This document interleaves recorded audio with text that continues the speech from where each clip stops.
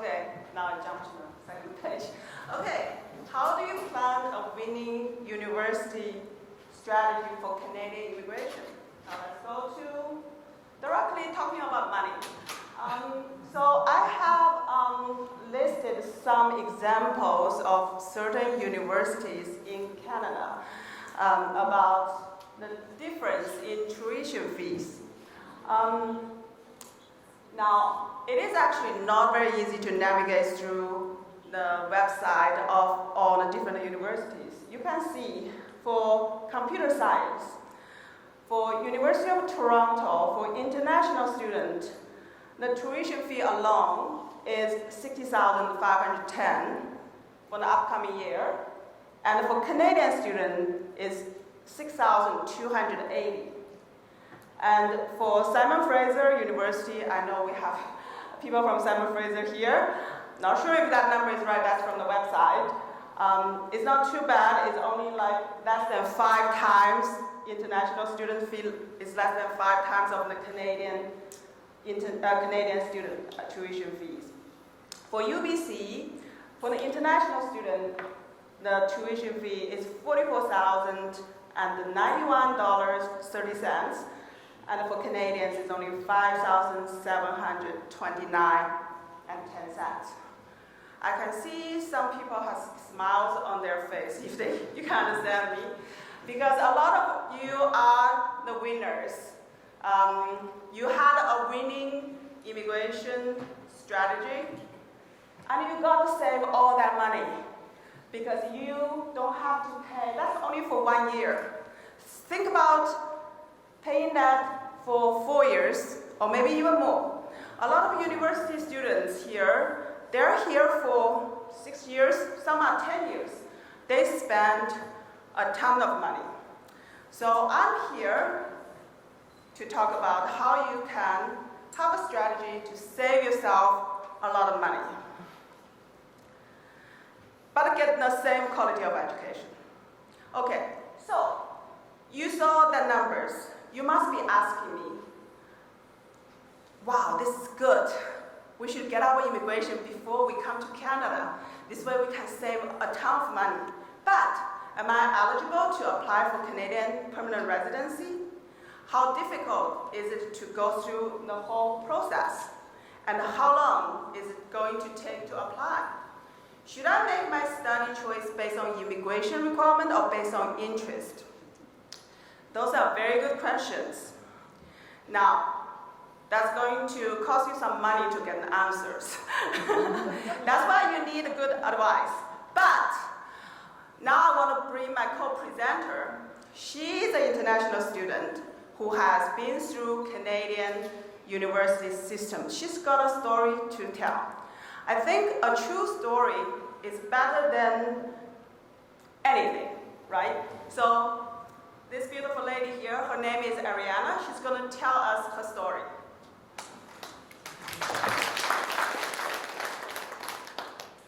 Hi, I'm Ariana, and I've been come to Canada for almost 6 years, and I just graduated last year.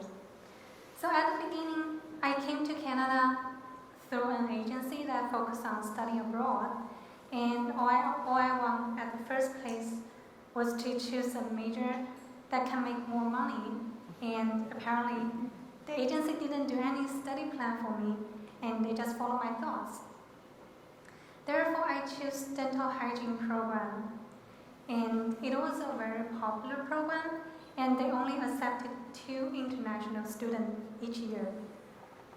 And once you fail the course, you will be kicked out, and if you want to take a seat back, you have to wait. Either there was a space during a 2-year program, or you have to start all over again. But I didn't realize this program policy. So once I came to Canada, I studied 9 pre-requirement courses to enter the program, which took me almost 2 years, because some of the program courses only can be taken in certain semester. And after after I finally got into the program, I realized this program was not easy as I thought. Like I have to take 6 to 7 courses per semester and even higher tuition fee than other programs. And I passed the first semester.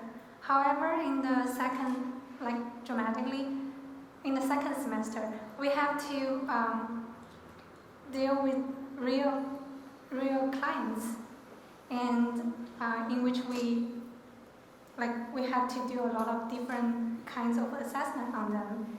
And I found enough clients at the beginning of the semester, and I did 90% of course assessments on them, and I passed all of them. However, 2 of my clients unable to come to finish the process, which means I couldn't do the rest 10% of assessment, and which means I'm gonna fail the course, and I have no way to make up for this. And unsurprisingly, I failed. And in the meantime, I talked to the program head instructor to see if I could do any makeup assessment, but all they said was, sorry, we can't do that. So this took me another year, and I had to wait for a seat. And as an international student, I had to keep my full-time student status. So I took some easy courses while waiting for a seat. And bad luck, there was no seat available after 1 year of waiting. And then I realized I can't just wait and waste my life and money. Then I decided to change my program. And now my graduation major is applied chemistry and biotechnology. And 2-year program, I only took 1.5 years to finish it. And I've been graduate after I could have been graduate after I landed in Canada 2 years later. And now I cannot waste almost 4 years, and I'm still international student. Yeah. So Ariana, would you wish somebody had told you what this program is going to be like, how difficult it is going to be, and during the exam, what kind of client you have to grab, and make sure you have backup so you don't fail your exam? Would you wish somebody has told you that before you choose the program? Yeah, I definitely wish somebody could tell me that. Yes.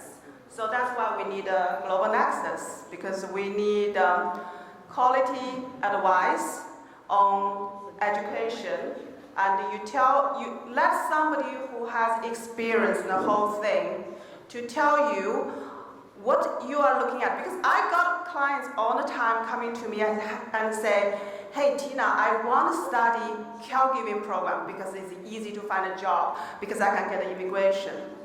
But is your English good? Can you get in the program? Can you graduate once you get in? Those are all the questions you should ask yourself. And people tend to ignore those very important questions and just wants to apply and get in, but then they cannot finish. So that's a really valuable lesson we learned, but she's in good hands now. So now, after you hear Ariana's story, do you guys want me to translate the story? I think I'll just briefly talk in Chinese just so people knows how lucky you are to actually plan well for those Chinese, my Chinese client who's sitting there. So Ariana 是一个国际学生，然后她当时来加拿大的时候选择了牙医的这个专业，是一个非常难进的专业，每年只招2个人。然后呢，他是个很优秀的学生，然后他进到了这个牙医的专业。但是呢，在学习的过程中，考试的时候，因为这个考试是需要这个真实的客户来参加的，结果他的客户没有出现。然后呢，因为这个原因也并不是他自己的原因，他没有完成这个学业。然后他从这个 program 被踢出来了以后，因为这个 program 每年只招2个国际学生，所以是很难进的。那么他就需要等到有其他的空位，他才能够再继续他的这个课程，完成他的这个牙医的专业。结果他等了很久都没有这个空位给他，于是他只能是换了一个专业。然后这个专业是2年的，他1年半就学完了，说明他是一个非常非常聪明，而且他的英语也非常好的这样一个学生。那么他现在已经成功毕业了，他在加拿大已经待了6 years，六年的时间。所以说，这6年来说，如果他在他来之前有人告诉了他，就是这个 program 会怎么样的，这个学校的考试会是什么样子的，那么他就能够很好的去规划他要不要选择这个学校，要不要选择这个专业，然后他很可能早就已经毕业，找到工作，拿到他的移民身份，省很多钱了，对吧？Okay, so now after you hear that, what should you do to make your journey to Canadian permanent resident a better experience? I got some choices for you guys. So, number 1, proper planning with qualified university counselors who has rich knowledge of the university of your choice and the program you want to study. Obviously, that's very important, and hopefully our partners at GlobalNexus will be able to offer you great advice and honest advice. Secondly, proper planning with authorized Canadian immigration consultant, understand what options are available to you and how you can be eligible. Many people still don't know, although in Canada, immigration consulting industry has been regulated for many years, but there are still a lot of illegal ghost consultants practicing, and they're giving wrong or even bad advice, or even counseling people to forgerize documents.